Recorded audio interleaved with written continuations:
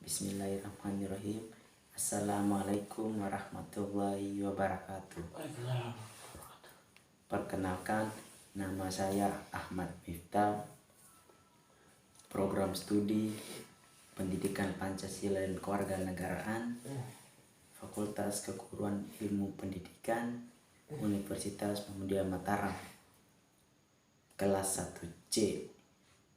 Saya ingin menjelaskan untuk memenuhi tugas individu mata kuliah pengantar filsafat yang diampu oleh dosen Bapak Abdul Sakban. Langsung saja saya akan menjelaskan mengenai materi ciri-ciri berpikir filsafat. Nah, di sini ada beberapa ciri-ciri berpikir filsafat yang saya ingin paparkan. Yang pertama ialah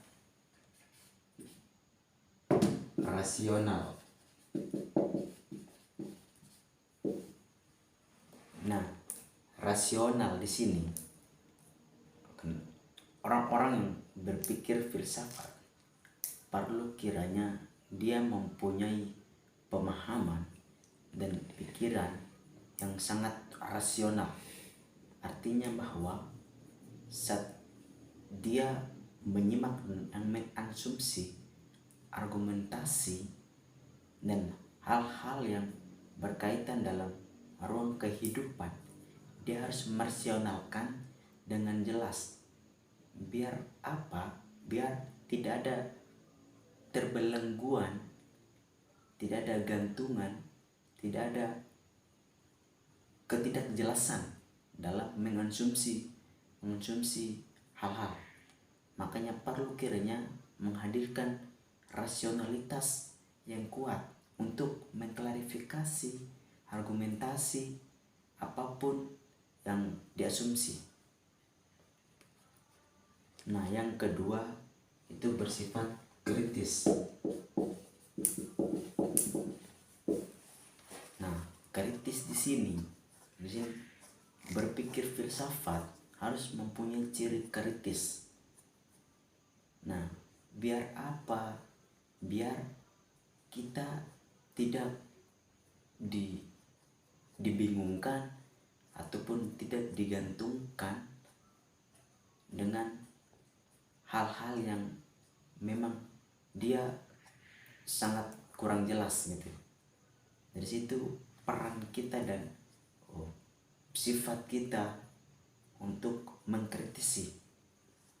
Dia bersifat kritis, apapun yang diasuh dia harus mengkritisi dan dia harus tahu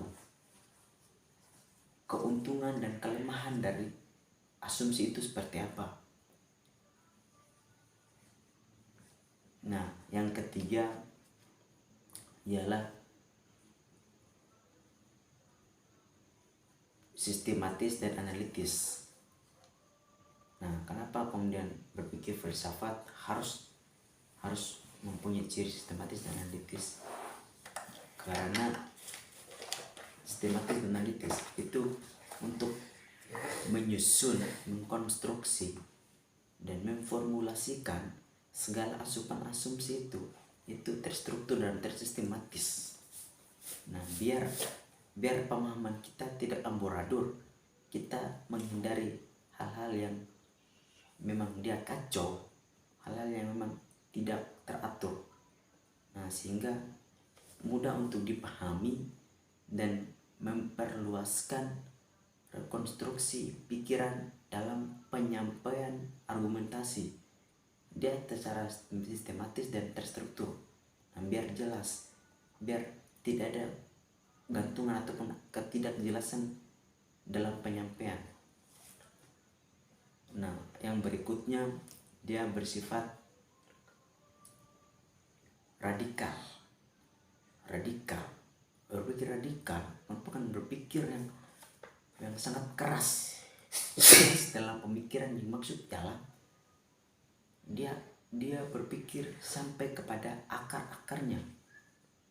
segala hal yang diasumsi, segala hal yang diketahui oleh panca indera, segala hal yang didengar, segala hal yang dilihat, itu dia harus mengkaji sampai pada akar-akarnya, sampai menemukan hasil apa yang kemudian menjadi akarnya gitu kan.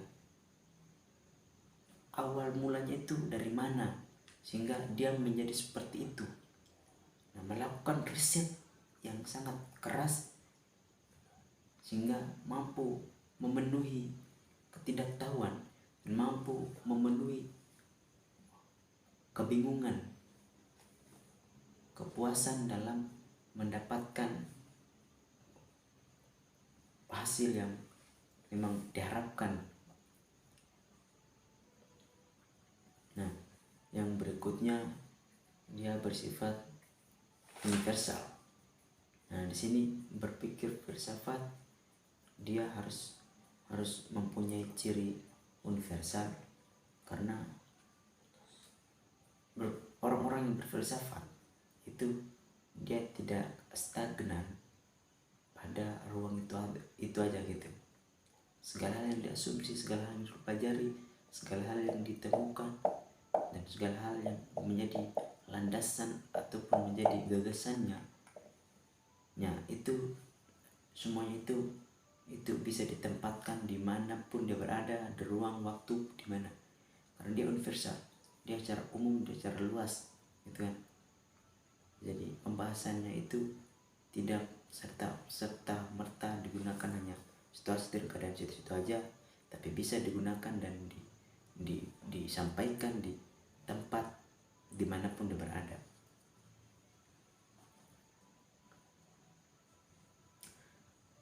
Nah, jadi itu penyampaian singkat dari saya perihal ciri-ciri filsafat, ciri-ciri berpikir filsafat, mulai dari rasional, kritis, radikal, sistematis dan analitis, universal, dan satu lagi komprehensif.